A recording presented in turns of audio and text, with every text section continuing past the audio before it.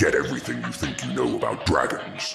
The creature we're exploring today isn't a fire-breathing monster hoarding gold. Instead, it's a teacher, a creator, a force of nature itself. Across ancient Mesoamerica, from the Aztec to the Maya, the Feathered Serpent stands for wind, knowledge, and renewal. Today, we're going to trace this incredible being, known as Quetzalcoatl and Kukulkan, from ancient temples to modern pop culture, and decode what this magnificent dragon really means. We'll cover its origins, symbols, myths, and the mind-blowing shadow serpent at Chichén Itzá. Ready for a deep dive? Long before the Aztec Empire rose to power, the city of Teotihuacan was already honoring this deity. Near modern Mexico City, they built the Temple of the Feathered Serpent. Its stone walls are covered with carvings of serpent heads, wearing collars of feathers, placed right next to masks representing the storm god.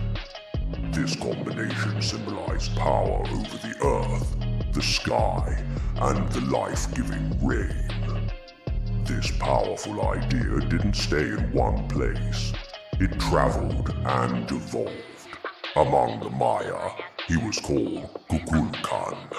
For the later Aztec and other Nahua peoples, he was Quetzalcoatl. The name literally means Quetzal Feathered Serpent. This single figure connects diverse cultures across more than 1,000 years of history. So, what does the name actually tell us? The serpent part represents the earth, rivers, and even the underworld. Things that are grounded and flow across the land. The feathers, on the other hand, represent the sky, birds, and the wind. Ethereal and free. Put them together and you get a being that bridges worlds, moving between the heavens and the earth. In many traditions, Quetzalcoatl is specifically linked to the wind god, Equinox. This is the divine breath that sets the sun and stars in motion each day.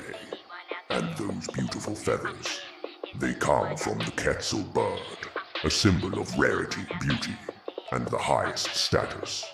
So, what were his powers? As Ehecatl Quetzalcoatl, he was the wind that cleared the skies to make way for the rain. But he was more than just a weather god. He was a great culture hero, credited with bringing humanity the gifts of writing, calendars, crafts, and science.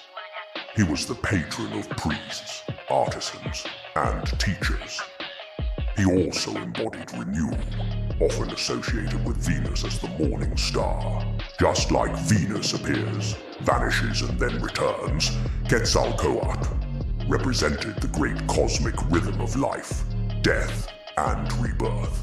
In carvings and ancient texts, he's almost always a guardian or a guide, not an enemy to be slain. This reverence is literally built into stone at the famous Maya city of Chichén Itzá. The Temple of Kukulkan, also known as El Castillo, is an architectural marvel. It's precisely aligned so that during the spring and fall equinoxes, the afternoon sun casts a series of triangular shadows down the main staircase.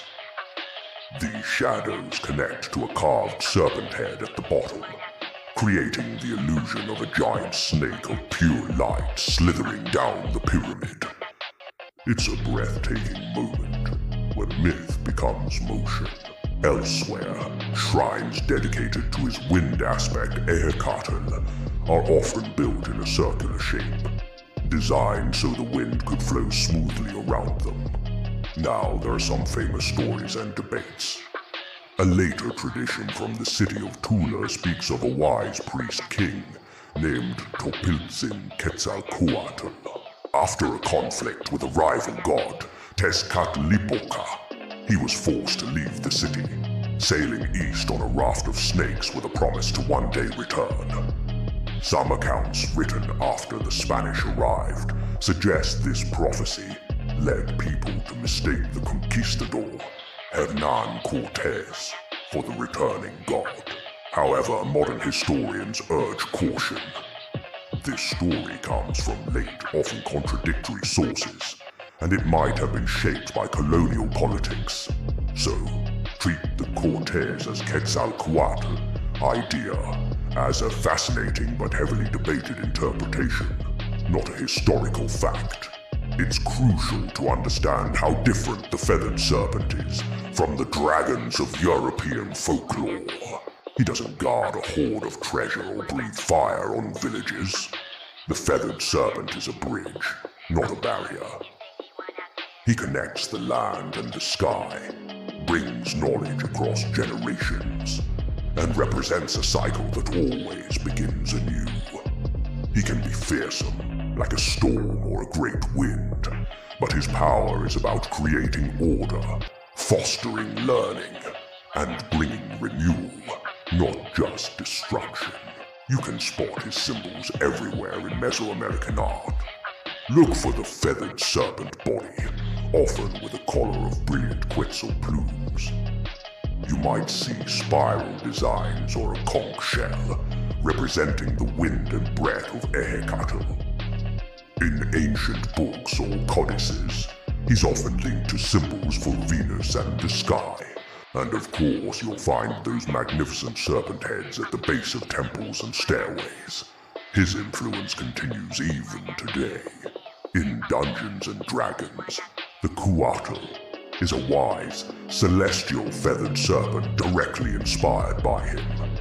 In movies and games, the name Kukulkan is often used for powerful beings tied to storms or the ocean, like in Black Panther, Wakanda, Forever. Designers love to fuse the fluid motion of a snake with the grace of a bird, creating art with iridescent scales and cloud-like forms. Why does this figure endure? Quetzalcoatl and Kukulkan represent a profound human hope. The idea that wisdom can guide the forces of nature, and that even after chaos, the world can be renewed. He is the breath before the rain, the teacher before the harvest, and the eternal pattern that always returns. If this deep dive into ancient myths helped you see dragons in a new light, please hit that like button and subscribe for more lore every week. Let me know in the comments if you want a video on the secrets of Teotihuacan's temple, or a full breakdown of the equinox shadow.